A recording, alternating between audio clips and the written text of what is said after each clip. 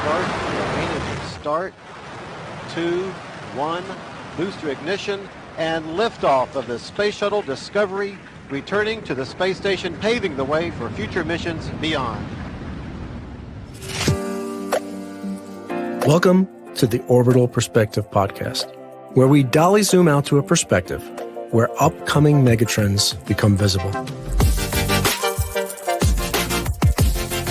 Every day, it is more and more apparent that we are in the midst of the great transition.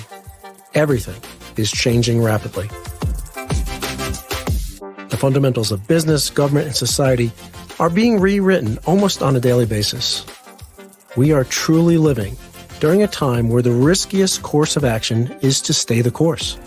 The most hazardous path is to take the tried and true.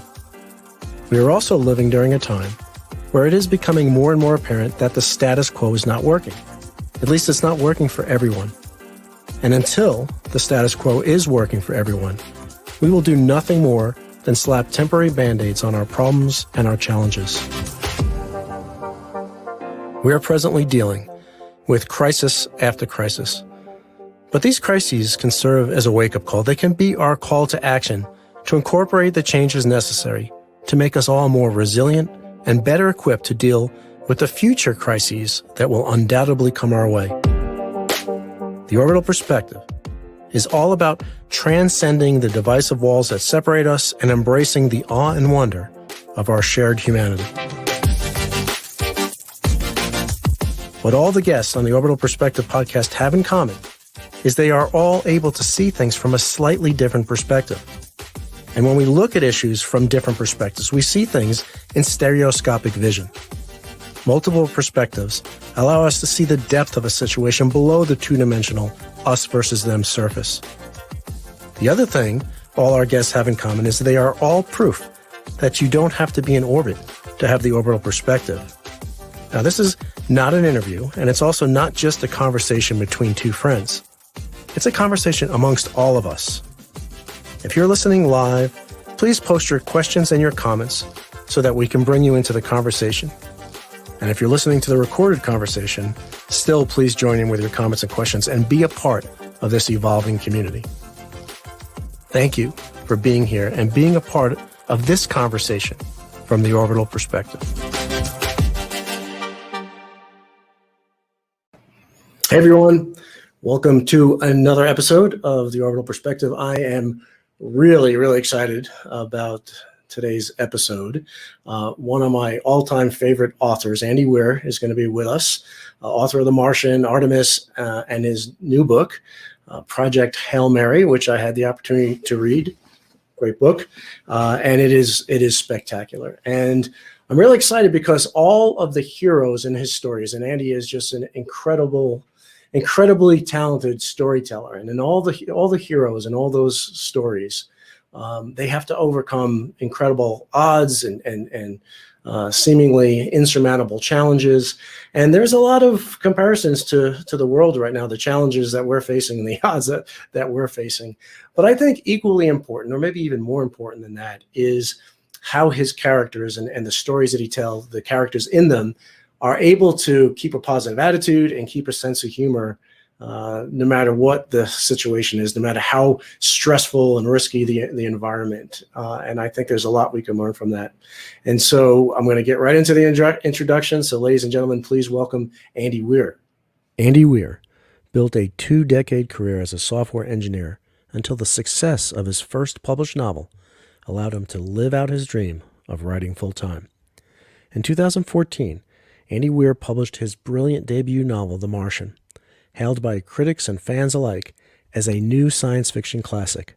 The book was a genuine publishing phenomenon, spending a year and a half on the New York Times bestseller list, including 19 weeks at number 1, and selling millions of copies in North America alone, not to mention being adapted into the hit Matt Damon Ridley Scott film of the same name. His second novel, Artemis, was also a New York Times bestseller, and his incredible short story, The Egg, is a must-read take on the nature of reality. In his new book, titled Project Hail Mary, which was released May 4th, Andy brilliantly delivers exactly what his fans crave, a thrilling tale of an astronaut sciencing his way past impossible problems and terrifying odds with the future of humanity at stake. Andy is a lifelong space nerd and devoted hobbyist of such subjects as relativistic physics, orbital mechanics, and the history of human spaceflight. He also mixes a mean cocktail. Andy, welcome. Thanks for being on the episode. Thanks for having me.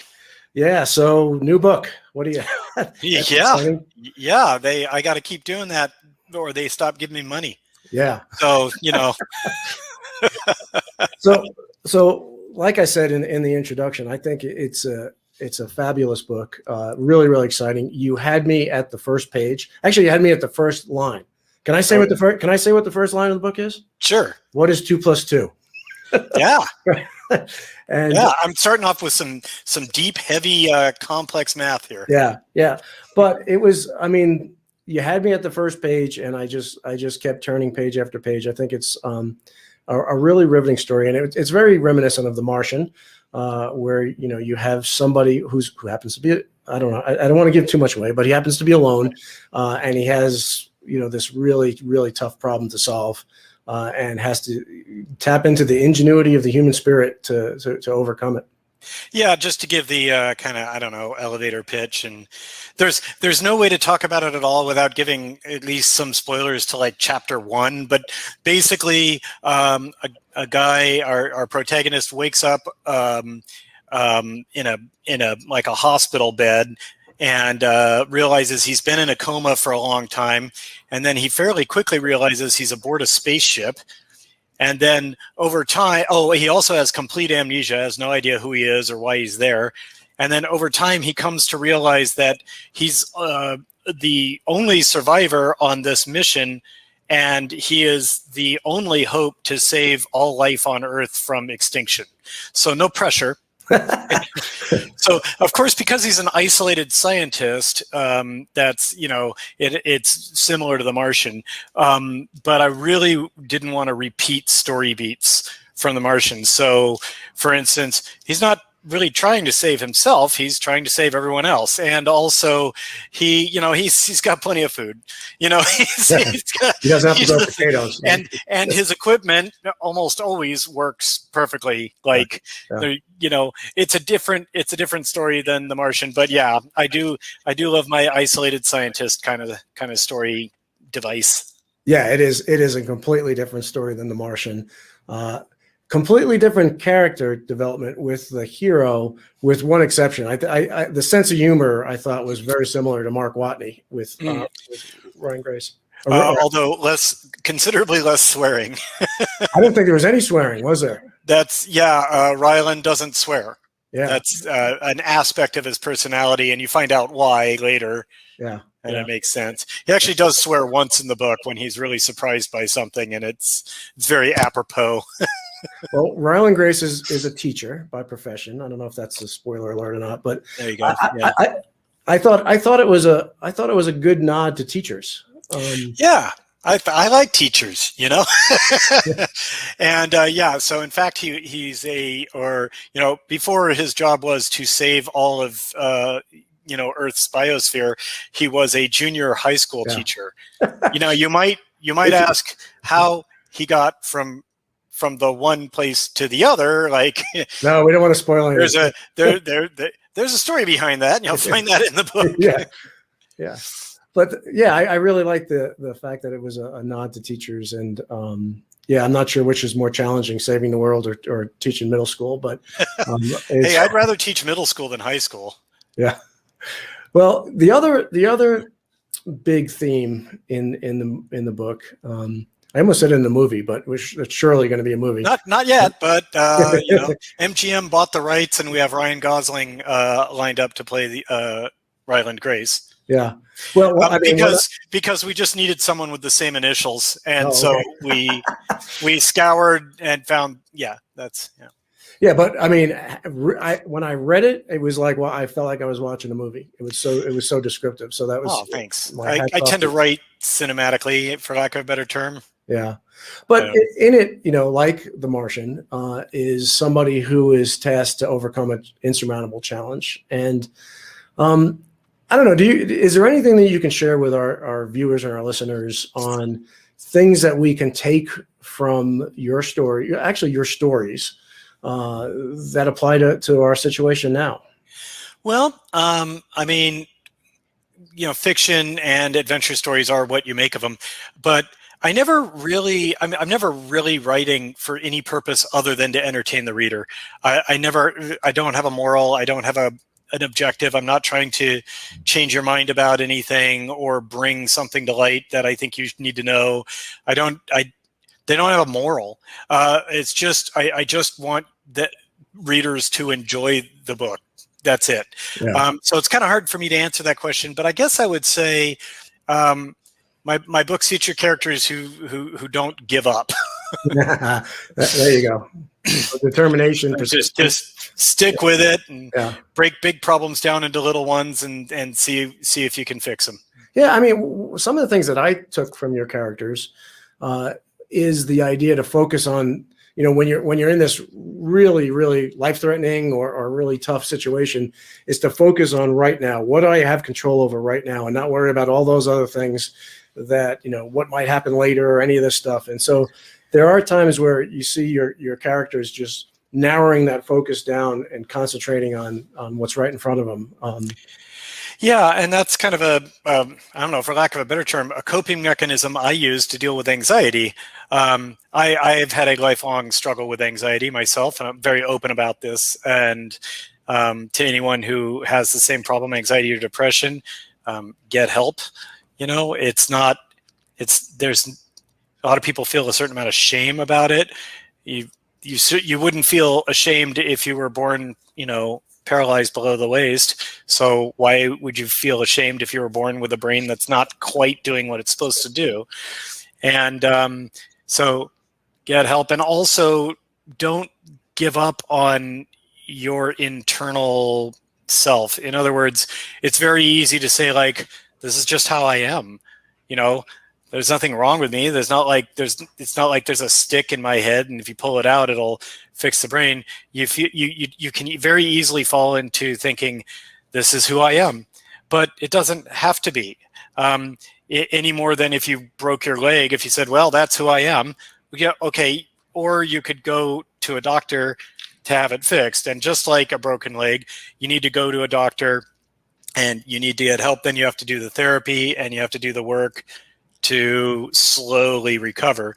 And that whole big aside, which you didn't even ask about, is really one of my mechanisms for dealing with anxiety. Is I'm worried about this, and it's all piling up. And I'm like, okay, well, what's a little thing that's in front of me right now that I can address? Like, I can't control the future, or I've got this big thing going on over there. But what's a little thing? I'm like, okay, like the light switch in the bathroom is not working. How about I work on that? I'm not gonna be set for life by fixing that problem, but I will have fixed that problem. I will be addressing something. So in a roundabout way, I guess my writing reflects my kind of approach to handling, the challenges of life. I think that's really good advice. And, this is the first episode of this show that's not live. And it should be obvious that it's not live, because I would have already pestered the listening audience for their comments and questions about. Yeah, I don't see a single comment. I mean, your audience is just not engaged with this one. Yeah. I gotta say. Yeah, and if you have commented, I'm sorry, it's not. It's not live. So. Oh, to you, that guy who just wrote that one comment just now. Yeah. Yeah. Same to you, buddy. Yeah, but we're recording this in March. And both of our books, Project Hail Mary and Floating in Darkness, are coming out on May 4th. I suspect that we are going to air this episode after that. But going back to I just wanted to set the time frame of where we're at in this thing. So we're in March. We're still cast your mind back to cast your 2 mind months ago. So because hopefully by the time people before the robots attacked, right? Well, so this is a simpler time. I'm looking at it a little more optimistic than that, because hopefully, we're still in the pandemic right now. We're still, we still have all these restrictions and lockdowns and everything else. And hopefully, when people are watching this, we're somewhat on the other side of that, if not completely on the other side of that. I think we'll be less so, but I'd be surprised if we're like done. Right. Yeah, but it'll be nice. Yeah, it's getting better ever so slowly. But I think the bottom line is that there's a lot of anxiety out there, and a lot of what you talked about, I think, is really good for people to take to heart and to put in practice, because for good reason, there's a lot of folks that are hurting. So I want to sort of shift gears a little bit, and I remind you, I know I'm asking all the questions right now, and it kind of seems like an interview, but it's supposed to be just a conversation. So, well, I mean, all the questions I would ask you are just the ones you've heard so many dang times that you're probably, what's it like in 0G? What's it like when you're like, you'd be I think you already know all the answers to those questions, because you write so beautifully about it. So maybe that's a good segue, because I feel I can't even say fellow writer, because I'm not in the same league, right? So, dude, okay, I don't understand how you're like going, wow, Andy, you're cool, and I'm not. Ron, you are a freaking astronaut. There is nothing that is cooler than an astronaut. So, well, anywhere. I'm an astronaut that wants to become a really good writer. And, okay, well, and one of the folks that I look to for guidance is you. Oh, I mean, so here's a line from the first or second page of Project Hail Mary. It was, what is it? It was blinding white light with shades of pain. Is that right? Did I get that right? Something like that. Yeah. Yeah. I mean, so I'm curious about your writing process. I mean, do you have the whole story mapped out, or do you just write it out? Does it just spill out as you write it? A little column A, a little column B. I mean, so I have the main plot beats. Well, it's different for each book, I guess. For Project Hail Mary, I had the primary plot beats already known. The whole situation, the conflict, which is, Earth's impending doom, and Rylan has to say that's the conflict, right? And so I had that. I had the details of that worked out and why that's happening.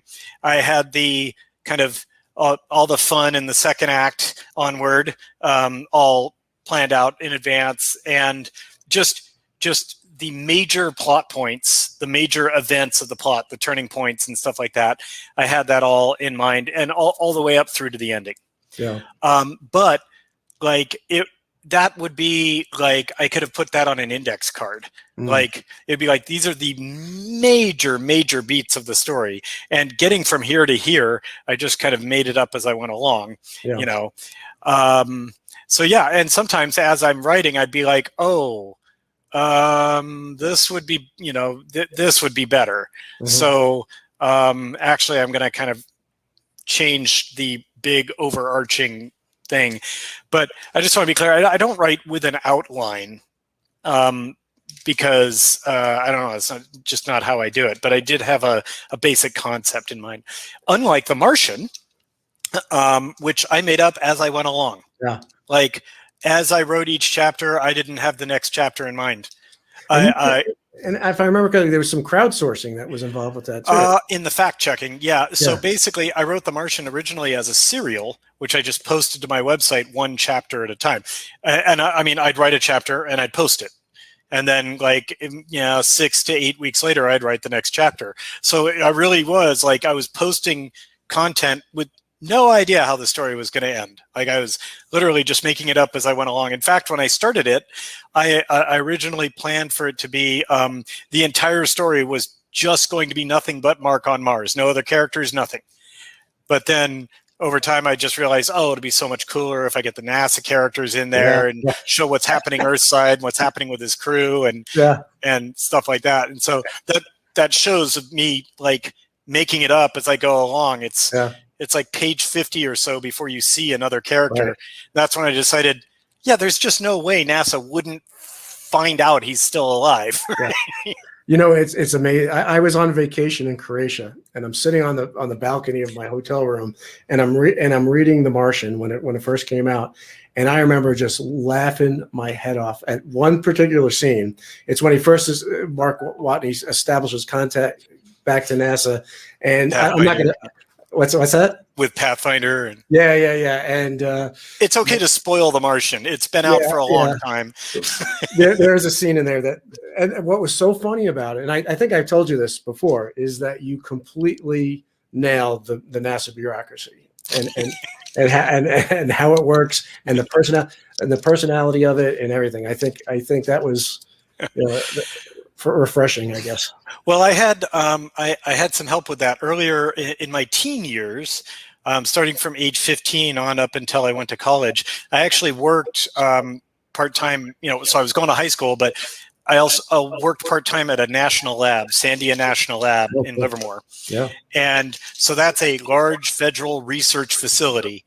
And so I just kind of said, like, I don't know what NASA's like internally, but I know what it's like at a large federal scientific research facility. So I'm just going to project that kind of feel over into my NASA scenes. And everyone who works for NASA says, yep.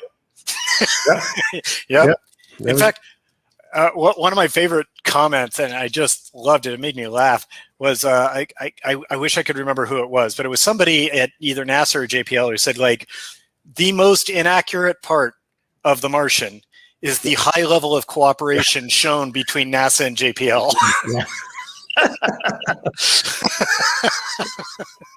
Yeah, I can see that.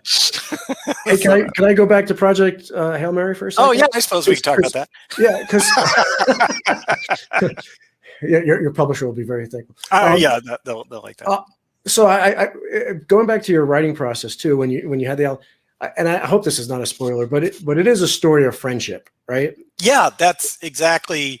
Yeah, and was that premeditated, that, or did that come out in the process? I always had that kind of friendship / cooperation thing in mind, but as I was writing it, the friendship aspect of it became just so pleasant. It was just working so well that I leaned into it more. I didn't expect it to be as cool as it was.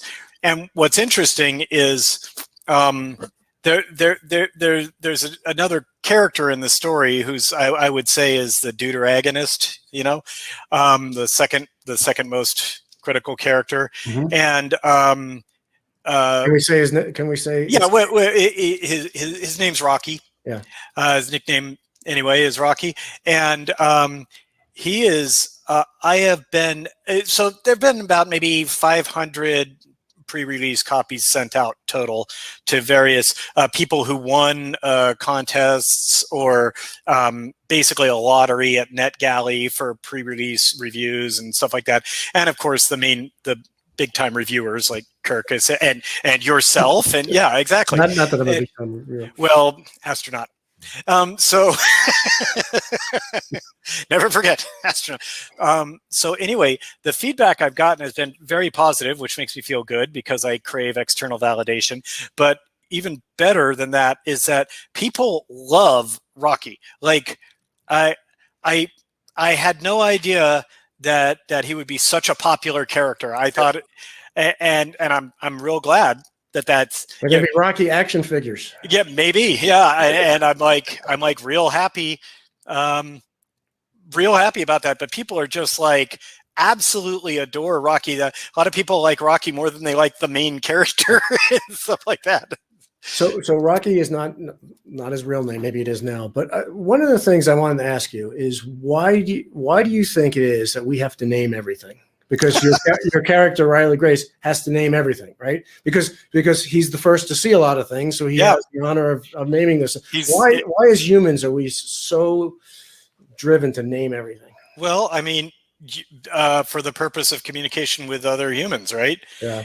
If I say, hey, this is a nail clipper, then from now on I can just say nail clipper and you know what I mean. Yeah. I don't have to go like, oh, this thing, you know. Yeah. I mean, so for the purpose of language, we have to have words that associate to objects, and individual people, you can't just call them, oh, person. I was talking to a person. Yeah. You need to know which one. Right. But I just found it entertaining and interesting that the character was so, I mean, he took so much pride in being the person to name this and name that, and, you know. So. Yeah, he kind of random. Well, in some cases, he was just, he was kind of, he's like, I got to come up with a name for this. I got to call it something, and so I'm going to call it this. You know? Yeah. So, you know, the other thing I really liked is the dedication in the book. Oh, yeah. I don't know if we could talk sure, about it. Yeah. It's rather curiously dedicated to John, Paul, George, and Ringo. Yeah, that got my curiosity up in the beginning of the book. So, there are a lot of overt and covert Beatles references in the book. Yeah, quite a few. More than you might suspect. Yeah. So you talked about cooperation and the friendship in the story, and you know, I've been one of the things that we talk about in every episode of the show is the unifying power of seeing our planet from the perspective of space, and to realize that we're all in this together. And when you have crises such as, you know, the COVID-19, where literally every single person on the planet in one way or another is affected by it, you know, these cliches, we're all in this together, we're all in the same boat, all those things are undeniably and obviously not just cliches. Just because they're cliches doesn't mean they're not true. And so I want to use that as a segue. Well, before you do, I just want to say one thing. Someday, just once, I want to meet an astronaut who says, like, and there I was aboard the International Space Station, and I looked down on Earth, and in my mind, I could see every, you know, political border, and I knew where each country was, and I could tell you this one's different than that one, and these guys need to go. Because, you know, it's always the same thing. They always say, like, wow, the world without borders, we're all one. Just once, I'd like to have some cranky astronaut go like, I see a bunch of crap. No, you do see a bunch of crap. And actually, you do see boundaries. And I write about this. You know, one of the things I saw, which really moved me, was I saw the illuminated man-made border between India and Pakistan at night. And it was really distinctive. It was a scar on the otherwise beautiful landscape, you know, a man-made barrier to collaboration clearly visible from space, where that line was keeping creative, ingenious problem-solving minds on either side of that line from cooperating, even though they lived in the same exact geographic location. So you or the stark difference between South Korea and North Korea at night. Exactly. It's like a bunch of lights, nothing. Yep, and you can see the environmental damage. You can all of that is obvious from space. It's undeniable from space, and the unity of our planet is undeniable. You know that we have one biosphere, we have one ecosystem, and it's really you know, incredibly interconnected and interdependent, which is a perfect segue to another. Maybe less I don't know if it's lesser known, but you have another work that we haven't talked about yet, which I think is a page and a half long. Is that about right? Yeah, it's just under 1,000 words. Just under 1,000 words. It's called The Egg. And I read it about 6 months ago, and it really resonated with me. The unity of it. Can you talk about what motivated you to write that? Maybe I don't want to give you a 30,000 foot view because I don't want to give anything away that you don't want to give away, but what could you share about that page and a half? Yeah, I mean, it's the basic premise. It's a guy who dies, and then he's talking to God after he dies, and the story explains the purpose of humanity, the meaning of life, the nature of the universe, and what God is. You know, just in under 1,000 words. In about 1,000 words. And actually, it was a story that I came up with the concept. I wanted to come up with a system where it turns out life is fair, after all. Yeah. And that's what I came up with. And so I wrote it, and I think I wrote it in about 40 minutes one night. I did like one editing pass, then I posted it online and moved on with life. I wrote a lot of short stories back then. This was before The Martian. Yeah. And it really took off. It became kind of a meme. It ended up all over the place on the internet. That was really my first successful bit of writing. Yeah. You know what really pissed me off about that story is I read it after I finished my manuscript for Floating in Darkness, and Floating in Darkness is not it's not coming to the same conclusion, but it's coming to a similar conclusion.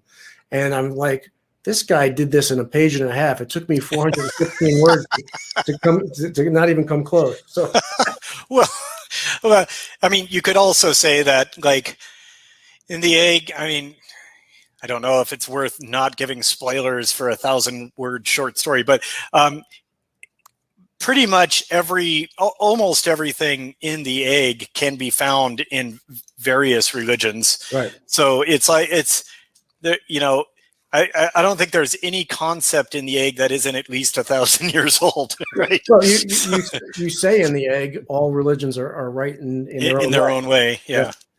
The other thing you dive in a page and a half is the nature of time, which is another interest. I don't know how deep you want to go there, but time. Time within the story of the egg. For God, time is whatever God wants it to be. It's nonlinear. It can. Yeah. It's just. Yeah, and the person who died is like, wait, trying to ask questions about it, and God's like, look, I could try to explain it, but you just wouldn't understand. you just don't even try. So, but yeah, it's just a story I wrote, and the thing, I always kind of, whenever the subject of the egg comes up, I always want to say this: I do not believe that it's true. It's a story that I wrote.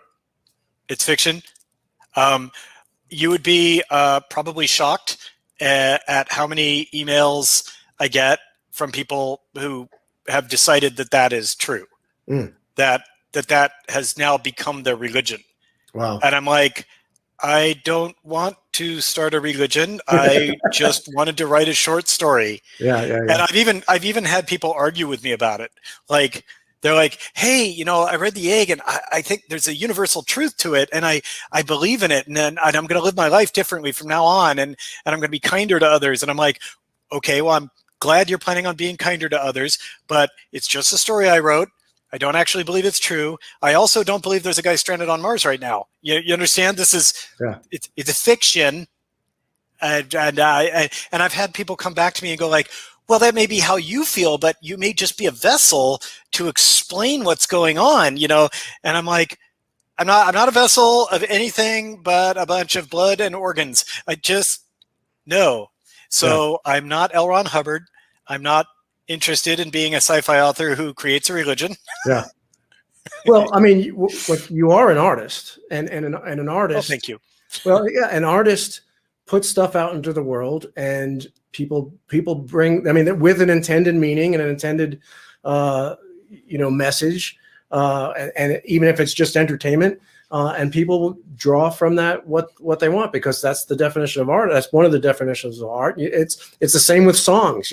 There's tons of musicians who write songs, and all of a sudden people draw meanings out of those songs that were not intended. That doesn't mean that they're wrong. That doesn't mean that it's not right for those people to draw that out, because it's art.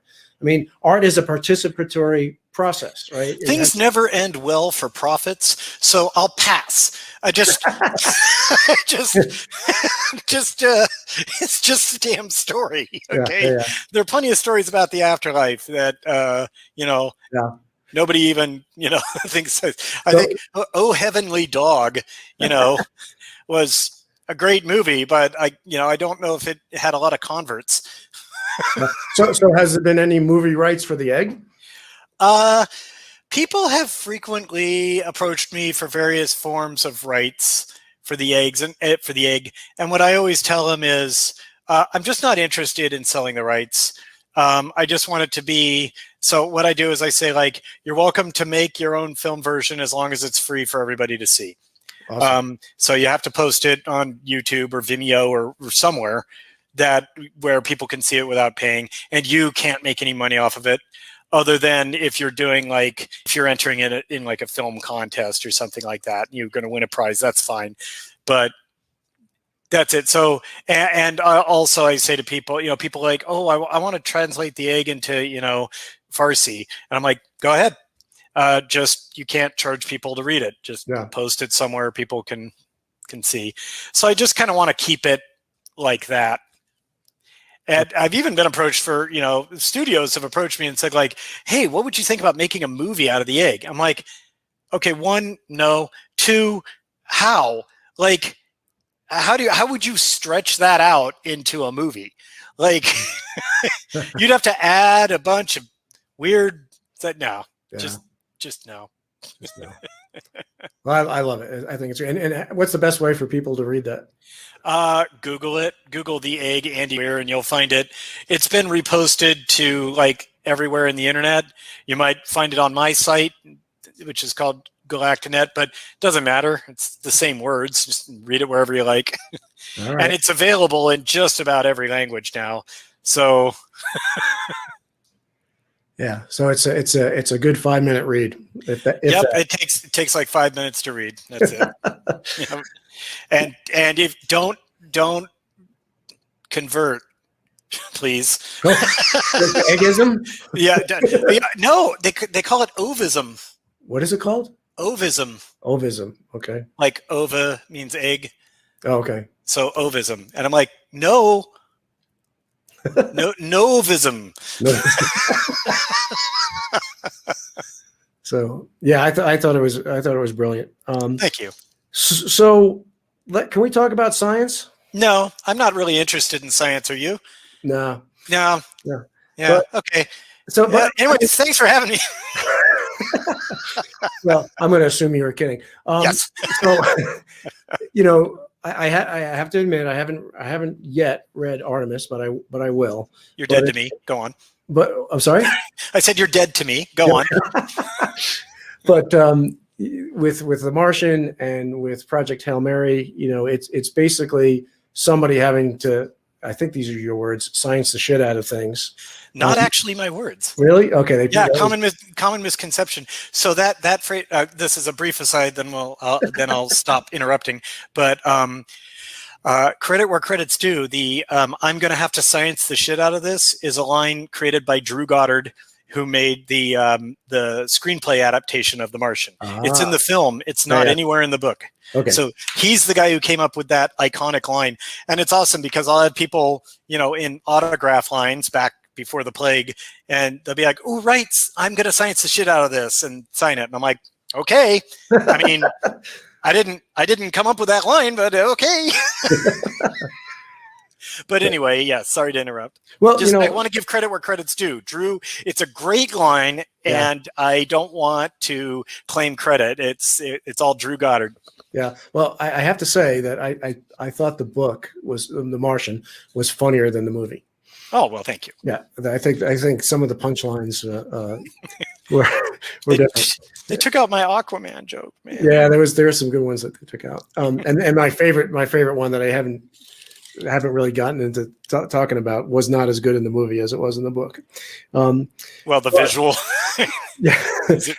Is it look a pair of boobs or? No, it was the basically when he finds out that they didn't tell the crew that he was still alive. Oh, okay, yeah. Right? And so he's doing all this he's responding, oh, and this, all this technical jargon, blah, blah, blah, blah. And oh, by the way, regarding not telling the crew I'm alive. What the? Because up until that point, all the back and forth was completely what I'm used to at NASA, and then all of a sudden he breaks character. It was funny because it was unexpected. Because you lulled me in, and then, but science. I think science has been taking a hit lately. In that. Peer-reviewed, evidence-based things that for the best. I mean, science, I believe, it's not perfect. Scientific discoveries get overturned all the time, but I think there's truth to the idea that science is the best we have at this moment. So whatever scientific discoveries we have, they are evidence based. They are peer reviewed. They're supposed to be objective, not subjective. And I think there's a sense of humility usually in science where we're very open to being wrong and to admitting that, hey, yeah, we thought it was this way, but we have this new evidence, we have this new data that shows that it's not true. But I don't know, just from somebody who writes so much about science, what do you think about where we're at right now? Well, obviously, it should come as no surprise. I'm pretty pro science, right? I mean, I love science. I love scientific discovery. I love the scientific method. But it would be, it can seem like there's a lot of anti-science sentiment out there, but I actually don't think that has increased significantly over my lifetime, for instance. I just think that it's easier for those people to communicate with each other now with the internet. Yeah. So you've got basically, like, let's take, for instance, anti-vaxxers. So that's like crank, in my view, a crank scientific belief, kind of like flat earthers. It's like, if you go back in time to before there was an internet, then that's just one guy in this whole town thinks that vaccines are bad for you. And literally everyone tells him, no, you're wrong. I'm sorry, you're just wrong. And over time, maybe he gets convinced by that. But now people are able to find others who share that extreme or abnormal viewpoint online. So basically each village, I think, still just has one idiot, but they can all talk to each other now. Yeah. So that's how we get these kind of quote unquote movements where you have like anti-vaxxers or flat earthers or 9/11 conspiracy theorists or moon landing deniers, or moon landing deniers have been around since July 22nd, 1969, right? It's like it's probably just before that, probably 21st. Well, yeah, later that day, right? Yeah, and so they've been around this whole time, but it wasn't really. It's like you knew that they were out there and that you're like, okay, whatever. But now that there's the internet, now there's this like active community of people, who kind of reinforce each other's viewpoints in an echo chamber. And so I don't think that there actually has been as much of an attack on science as it feels like. I think it's just that the people who were always going to be doubting it anyway are just able to talk to each other, and can be heard by people who would normally ignore them. Yeah, not only talk to each other, but talk to each other inside echo chamber walls, boxes, that echo chamber problem is an overarching problem across our entire society, not just on the lunatic fringe. I mean it. I mean, it's like it is very, very. When I was younger. When I was younger, it was not really possible to isolate yourself solely to people who agreed with everything you believe. Mm-hmm. It's like, when I was in college, it's like, okay, the guy, I'm meeting people from all over that I'd never met before, and everybody has like different opinions on things. Or even when I was in high school, but now you can ignore and cut out of your life anyone who disagrees with you and focus all of your social energy on internet communities full of exclusively people who agree with 100% of your beliefs. And so that is sort of an endemic problem, not just yes, it causes it magnifies problems like anti-vaxxers, moon landing deniers, whatever, but it also for seemingly moderate political concepts, people just literally never hear the opposing view.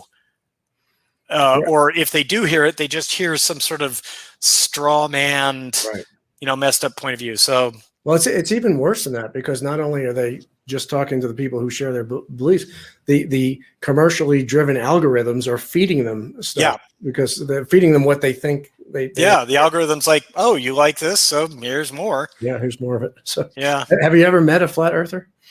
I have never met a flat earther. I've met moon landing deniers. Yeah. And I have met creationists, and by creationist I mean, like, in this context, I mean people who believe the Earth is like 6,000 years old. Because, of course, I know lots of religious people who believe that God created the universe, but they believe that he did it 13.5 billion years ago. Right? Like, so I don't really think of them as creationists, because they believe the universe was created, but they believe that, oh yeah, all this science and physics that we see, that's God caused it to happen. We're just kind of figuring out what he did. Right. You know, I don't think of them as lunatic fringe, but I have had strange conversations with people who believe Earth is like 6,000 years old. I've had one guy at a public event started asking me questions about a secret NASA base on Phobos. Oh, how did they know about that? I don't know. Like, I thought we kept a lid on that, but I mean, probably the biggest. I reported him to NASA's Black Ops, so he will have been disappeared by now, so it's fine. But in general, humans are not that good at keeping secrets. We are terrible at it, and so there's some pretty big secrets that we'd have to be keeping. I did an interview a few years ago. It was a nationally syndicated radio show, and they had call-in listeners. And somebody called in and asked me if when I was in space, if I saw any aliens. And I said, the truth. I said, no, I've never seen any aliens. And they asked, well, do you believe in aliens? And I said, well, I think statistically speaking, we're probably not the only, come here, but we're probably not the only intelligent life. The universe is a really big place, and statistically, we're probably not alone. My Wikipedia page got hacked after that, calling me a lying this and a lying that, and that I'm part of the conspiracy. And I know. So I almost, I'm exceptionally lazy, so I didn't actually do it, but I had an idea once. I was going to basically make a whole website dedicated to the proposition that there is no such thing as Canada. Now, here was my theory. What I was going to do is take every argument that moon landing deniers use and use that to prove that Canada isn't real, right? It's like, oh, look how the shadows fall on this thing. And so I'd find a picture from Canada that has shadows doing that and say, like, as you can see, and so I'd say, like, take all of the moon landing deniers' arguments as doctrine, and then use them to prove that there's no such thing as Canada. And it's like, well, what about people who have been to Canada and say it exists? It's like, well, they're part of the conspiracy, obviously, obviously. And it's like, but that's like hundreds of thousands of people in the United States have been to Canada. I'm like, well, hundreds of thousands of people worked for NASA during the Apollo program. So they're, whatever, it makes perfect sense. And then here's a picture of Toronto.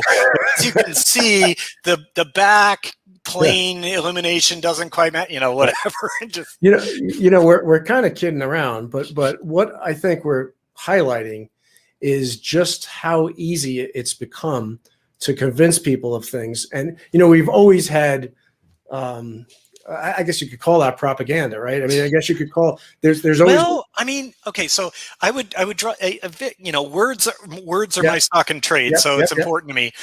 Propaganda to me is intentional and intentional deception. Yeah. Right. This is I don't know, lunatic fringe theory propagation, for lack of a better term. But the tools are the same. Yeah, the tools are and because we're in this technological explosion, we're on the Morse curve. It's becoming, and we're so much more connected. Oh, if you believe in Morse curves. Another conspiracy. There's no such thing as a curve. Anyway, go ahead. There's no such thing as a line. So. I just I saw an internet post once that said, whenever anybody talks to me about a conspiracy theory, I just try to amp it up a step and just throw it back to them. They say, like, you really believe people landed on the moon? And then you just go back, what? You believe in the moon? Yeah. Well, I got. Did you ever get ambushed by TMZ? No, I was walking out of a building in Manhattan, and there was these guys out there, and they said, "Hey, Ron, hey, can we have your autograph?" I'm like, and they had pictures of me. I'm like, okay, so I signed the autograph, and I look up, and there's all these cameras on my face, and they start asking me all these stupid questions, like do wet wipes work in space and all this kind of stuff, and then they ask me. And then I see the TMZ thing on the microphone, and they say, "Have you ever seen any aliens?" And I go, "This is not going to end well for me. I'm not, I'm thinking back to the time where I got my Wikipedia page hacked and everything. So I just said, "Well, I've never seen any aliens, but that's because they're very, very small." That's good. You just smart ass your way out of it. And so they, I knew somebody was going to get made fun of, and actually the host, when they aired that. They made fun of the host instead of me, so I was able to deflect that. So. Hey, just remember, if you ever just secret of the trade, not so secret, I guess, but if ever somebody's filming you and you don't want them to, just start singing a copyrighted song, and they will not legally be, seriously, they won't legally be able to air it because they'll get sued by the owners of that song. Oh, wow. And so you can just, there's the TV show, The Great British Bake Off. It's like Top Chef, but with the sweetest people, where everybody's just really nice, and sometimes a chef will get stressed out or upset, and he or she'll just be maybe crying, and the hosts don't want that person to end up being embarrassed when the show airs. So they will run over and start singing some copyrighted song. They'll run over and start singing something so that the studio won't be able to use that footage. Oh, wow. Well, I'm going to put that in my back pocket. Yeah, put it in your back pocket. So what's next? What's next for you? Well, I am working on my next book, but I'm not feeling great about it, so I might change to a different idea. In the past, after The Martian, I mentioned that I had this book, Jek. I didn't mention that. No. Sorry. This is my third interview today. I'm sorry. So remember when we were talking earlier about goat porn? I'll try those sites out that you recommended. No. Okay, so after The Martian, I was on top of the world, Ma, and Random House said, we want another book. And I said, well, I've got this epic science fiction saga that's been percolating in my mind for years. It's got aliens and space travel and faster than light travel. It's got telepathy. It's got a big ass war. It's got all this cool stuff. And they're like, cool, write it. And so it was called Jek. And I wrote it. I worked on it for a year. They gave me a contract, everything like that. That was going to be my next book. I announced it, I said oh, my next book's going to be called Jek, and it's going to have la, la, la, la, la. Anyway, I worked on it for a year. I got 70,000 words into it. For reference, The Martian is about 100,000 words. And one day I was like, oh, slight problem. This sucks. It was just not good. The characters weren't interesting. The story wasn't coming together. I was still in the first act, even though it's 70,000 words in, and I'm just like, geez. And so I basically asked my publisher, hey, I want to ditch this and write a completely different book. And they let me because they'd been reading what I'd written so far on Jek, and they also knew it sucked. And that became Artemis? Or? Yeah, and so I just backburnered, just threw away really Jek, and then I wrote Artemis, came up with Artemis and wrote that instead, and I'm very glad that I did. But anyway, that was a humbling experience that taught me no matter how awesome I think a concept is when I start, it isn't necessarily going to pan out. Yeah. And so I don't really I am working on another book right now, but I don't know, I'm not far enough into it that I feel like, okay, this is definitely my next book. So, well, I think that's a good lesson learned, to know when it's time to make a course correction. And yeah, that hurt. Yeah. I did use, although there were some elements of Jek, a few little bits of it that I stole for Project Hail Mary. So it did end up working out reasonably well. Yeah. most notably the character of Strat in Project Hail Mary is pretty much based on a character that I had in Jack. Okay. So, one of the things that I really admire about your writing is the multi-dimensional nature of your characters. And I think, a lot of the problems that we see. No one's ever accused me of character depth. This is new. No, so I mean, most of a lot of the problems that we face right now are two-dimensional in nature. It's people get binary, right? It's black and white. Damn parallelograms. I'm right, you're wrong. All this kind of stuff. Good versus evil. Everything gets reduced down to this, basic common denominator there. But for instance, your main hero in Project Hail Mary is not a perfect human, right? No, he's not a perfect hero. Nope. So, not at all. and I forgot her name now, but Strat. His boss. Yeah. Strat. Yeah, Strat, she's the one who's based on a character originally from Jack. Yeah. Yeah, I know lots of Strats. Yeah. But there is. You make the point over and over again that it's not always morally cut and dry. I mean, it's sometimes you're walking a really fine line. On Strat has to make a lot of tough decisions. Yeah. But did you make any wrong decisions? I mean, I don't know. Well, the thing is, you never really. Well, I can't talk too much about it because I give away too much of the second and third act. But you don't see a sequel to this, do you? I see sequel potential. Yeah. Yeah. You left me wanting a sequel. Yeah. No, I didn't write it at all with a sequel in mind. When I was at the time I wrote it, I thought I was like, okay, this is a one and done story like The Martian, but it could have a sequel. It absolutely could. Yeah. The things set in motion in the first book and the new technologies they acquire as a result of it can lead to some pretty interesting stuff. Yeah. So I do have ideas for a sequel. I don't have anything tangible enough to pitch. Yeah. But I have put thought into it. I won't lie. All right. Are we allowed to talk about the movie stuff? Yeah. Can we talk about who's maybe cast? Or? Yeah, Ryan Gosling. Yeah. Ryan Gosling. We sold the film rights to MGM, and Ryan Gosling is on board to play the lead, named Ryland Grace. So it's cool. It's that we keep the initials the same. That's what's important. Exactly. And and we have Drew Goddard, who wrote the screenplay to The Martian, is working on the screenplay to Project Hail Mary. Yeah. Because this time, for The Martian, my only job was to cash the check. But this time, I'm actually one of the producers, so I do have some say. And so they said, well, Andy, who do you think should write the screenplay? I'm like, Drew Goddard. He did a fantastic job. He's going to write the shit out of that thing. Yeah, he's going to literature the shit out of this. And so it's funny because, I called him and said, hey, man, my next book is coming out soon. Or actually, at the time, it wasn't coming out anytime soon. It was like, my next book's not coming out for a while. MGM got up the rights. Ryan Gosling wants to play the lead, and I would love for you to write it. And he's like, I have so much work to do. I'm writing a TV series for Disney. I'm working on this other thing and stuff like that.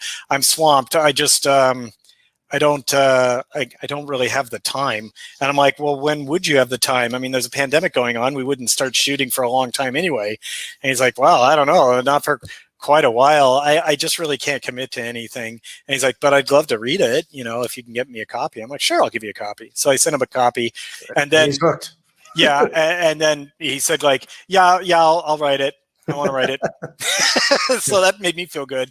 And then I wanted Drew so much. I said, guys, let's just wait. I mean, we're not going to shoot anything in the middle of the pandemic anyway. Let's just wait till Drew's available so he can work on the screenplay. And he is now. So cool. That's awesome. I can't wait to see it. Like I said, I had a movie running in my head the whole time I was reading it. So it shouldn't be that hard of an adaptation. So, well, it's the trick with book to film adaptations is always what to cut. Yeah. I mean, Right, it would make a 6-hour movie if you put everything in there. Right. Same with The Martian. And Drew's got a superpower about that. Like, he's just real good. Like, if you read the book, The Martian, you'll be like, oh, this didn't happen in the movie. Okay. Oh, and this didn't happen either. But it didn't lose anything. Yeah. You know? Well, that's a sign of a good story that they're basing it off of. So, Andy, thank you so much. I guess we're coming to the close of this episode. I just want to, thank you for taking the time. But equally important, if not more important, thank you for all the amazing stories that you put into the world. And you are a master storyteller, my friend. Well, thanks so much. But you're still cooler because you're an astronaut. Well, everybody go out and buy a copy of Project Hail Mary. They're available everywhere, right? Yeah. Yeah. So you won't regret it. It was a great story.